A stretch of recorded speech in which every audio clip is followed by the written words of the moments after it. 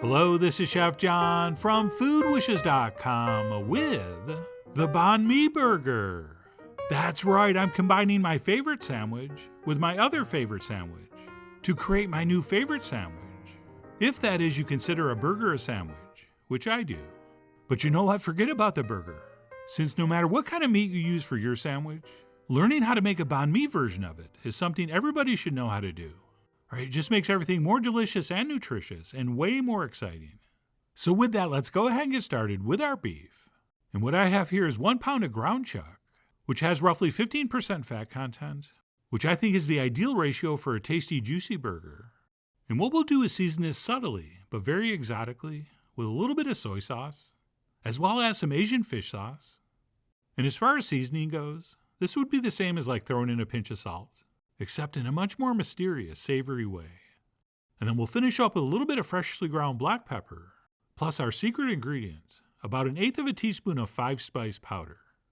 And once all that's in there, we'll take a fork and give this an initial mixing, just so everything gets distributed before we get in there with our hand. And even though the addition of that Chinese 5-spice powder was very small, that's what's going to make this meat very tasty without anyone being able to figure out what it is. Okay, it's almost going to give this a hint of a sausage flavor, which is going to be absolutely gorgeous, especially since we're going to grill these, and it's going to work beautifully with that smokiness.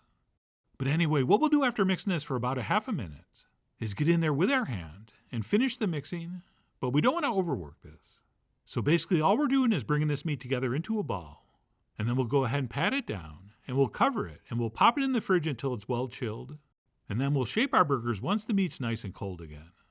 All right, generally the colder ground meat is when you work with it, the better the texture of your final product. So I'm going to go ahead and pop that in the fridge. And we can move on to one thing every great burger needs, a secret sauce. And this one's going to start with mayonnaise, to which I'm going to add a nice big spoon of hoisin sauce, which is a little sweet and salty and savory and a little bit funky. And then last but not least, I'll add a little bit of sriracha hot sauce. And believe it or not, that's it. We will take a spoon and give this a mix. And if you're thinking, isn't that the exact same secret sauce you used in your banh mi video? Well, yes, it is, since it works so well on your standard banh mi ingredients, plus works incredibly well as a sauce for a grilled burger. And that's it. Once that's mixed, we'll go ahead and pop it in the fridge, and we'll leave it there until we're ready to slather it all over our banh mi rolls, which is the next thing we're going to cover. And what you really want to find for this is a nice, crusty, French bread-style sandwich roll. And yes, I did make this one homemade, using our sandwich roll recipe that you'll find if you go check out our banh mi video. But whether you get these at the bakery or make them yourself, we'll go ahead and split these open, cutting at about a 45-degree angle, at which point I highly recommend we pull out about half of the crumbs from the inside, which is going to give us a nice big beautiful cavity in which to put our meat and fixins. And by the way, be sure not to cut too far in, since at no point during the banh mi experience should the top of our roll become separated from the bottom. All right, this is a sandwich that's made in a pocket, not between two pieces of bread. And then once our rolls have been cut and scooped, we will place those on a baking sheet, because I definitely like to toast these rolls in a hot oven for about 10 minutes, just to crisp up that outside and warm them through, before we start stuffing all that goodness in. And that's it. Now that we've had a great look at the length and girth of our rolls, we can go ahead and pull out our ground beef and form a couple patties in roughly the same shape and size, which as usual we'll do by wetting our fingers first, since wet hands make smooth burgers, as that meat will not stick, and it's easier to work with. And our game plan here is usually make the burger patty the same size as the roll, since when we cook it, especially on a really hot grill, that meat's going to contract, and it's going to get a little bit thicker, but also a little bit shorter and a little less wide, which is going to be perfect since we need to be able to fit it inside our roll. All right, this is not one of those sandwiches where the meat can hang out the edges, so please keep that in mind. And that's it. Once our burgers are formed, we can pop those back in the fridge, and we can move on to our veggies. And what I like to do is grate some daikon radish.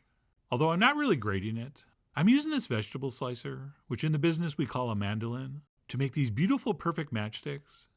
And by the way, these things are really inexpensive and can be a huge time saver.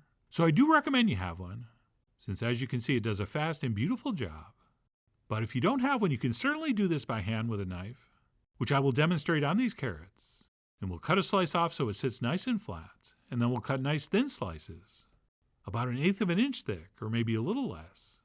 And then by simply stacking some slices, and then carefully slicing across every 1/8 inch or so, as you can see, we'll get a very similar effect. And no, you don't even have to be that good with a knife to do this. Okay, it's simply a matter of divide and conquer. And as long as you're making some nice, fairly even slices, and you don't try to cut too many at once, for the amount of veggies we're going to need for a couple sandwiches, that's only going to take you a couple minutes. And if you don't have a mandolin and you don't want to use a knife, you can simply grate your veggies on a cheese grater or use a potato peeler to make thin ribbons. And then what we'll do once our daikon and carrot are cut is toss those in some rice vinegar to simulate a quick pickling. And that's it. After we toss those with our seasoned rice vinegar, we can simply pop those in the fridge until we're ready to build our burger. And besides the carrots and radish, we're also going to use some cucumber and jalapeno. But I just like to slice those fresh and put them on, without marinating first. And that's it. Once our veggies are prepped, we can move on to cook our burgers, which I'm going to do on a grill over some very, very hot coals. Oh, and one quick tip if you want the smoke to blow right at you, just set up a camera and stand behind it, and that's it. It will blow right in your face. And for burgers this size, which is 8 ounces, grilled over coals this hot, we're only going to need about 4 minutes per side for medium rare. And as usual, I'm going to give mine a quarter turn after a couple minutes. While I tell you, maybe don't do that. Okay, for me it's muscle memory, because we always wanted to get the grill marks in the restaurant. But also, there's always hot spots when you grill over coals. So by giving these a little turn, maybe a spot that wasn't over a super hot spot is now over one of those hot spots. But as I said, you don't have to do it, and you probably shouldn't, especially if your burger hasn't released from the grill yet, and you end up tearing it apart, and then blaming me. But either way, we'll go ahead and grill that first side for about 4 minutes, and then we'll flip it over and do the same to the other side. And as far as the doneness goes, these are thick enough to use a thermometer if you want. But I generally, after all these years, just go by feel. And when the burger stops feeling mushy and starts springing back to the touch, it's usually pretty close. And no, that doesn't work all the time, which is the bad news. The good news is, though, I enjoy my burgers medium rare or even medium well if there's enough fat in them. So I guess the lesson is, learn how to enjoy things no matter how they come out, cooking or otherwise. But anyway, those were feeling pretty good to me. So I pulled those off and headed back inside, where my lovely and talented wife Michelle had been toasting our rolls. And what we'll do first is take our secret sauce, and we will generously, very generously, slather that all over the inside. And don't be shy. One of the secrets to a great banh mi is lots of mayo, as well as lots of everything else. And then once we've secret sauced, like a boss, we will do 1 layer of freshly sliced English cucumber, followed by as many freshly sliced jalapeno rings as we can stand. All right, I'm going to put a ton, but you decide how many you want. Oh, and I should mention, if we're doing a real banh mi, we would also spread the roll with pâté, which is amazing, and I always do it, unless I do a giant fatty burger like I'm doing this time. But having said that, go ahead and put some on if you want. I mean, you are, after all, the queen bee of your banh mi. And yes, with apologies to Beyonce, that was a Lil' Kim reference. And speaking of magic stick, let's stick our magically delicious grilled meat in our roll, and we will nestle that in. And if we shaped it correctly, it should be a perfect fit. And then next up, we'll take a nice big handful of our carrots and daikon that we marinated in seasoned rice vinegar, and we will stuff that into our roll on top. And it doesn't appear like there's a lot of room, but because we scooped out a lot of that bread inside, you're going to be able to get plenty in. And then last but not least, we want to top this with a whole bunch of freshly picked cilantro leaves. And yes, a few of the smaller stems are fine, if not desirable. And once I finished the herb, I realized I could fit a few more veggies on the top. So I did place on a little more. And that's it, my banh mi burger was ready to enjoy. And normally I would have picked this up and just started biting it.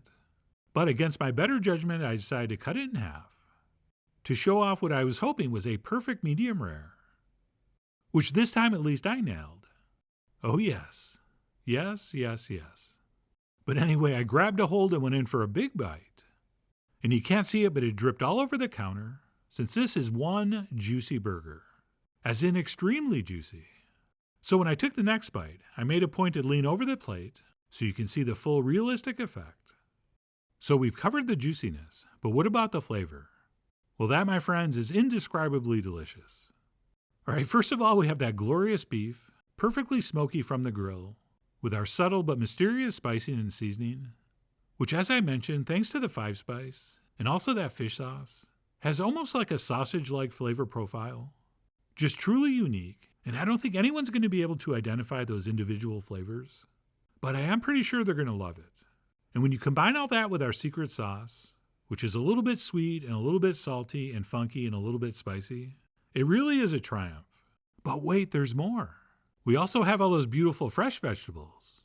Plus we have that little bit of additional acidity from that vinegar we used to marinate the carrots and the daikon, with everything encased in that beautiful toasted roll. I mean, if you don't like this, you don't like sandwiches or burgers, or probably lots of other things. Oh, and if you're thinking that is a lot of beef, well, you're right. A normal human-sized portion would have been about 6 ounces of beef. Instead of the 8 I ate. But anyway, like everything else on this, you decide exactly how much to use. And like I said in the intro, even if you're not into burgers, the next time you make a sandwich on a roll, use all these other banh mi ingredients, as well as that secret sauce, and you will elevate that sandwich to a level you didn't even know existed.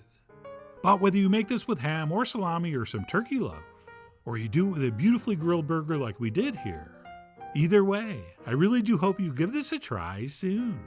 So please follow the links below for the ingredient amounts, a printable written recipe, and much more info as usual. And as always, enjoy.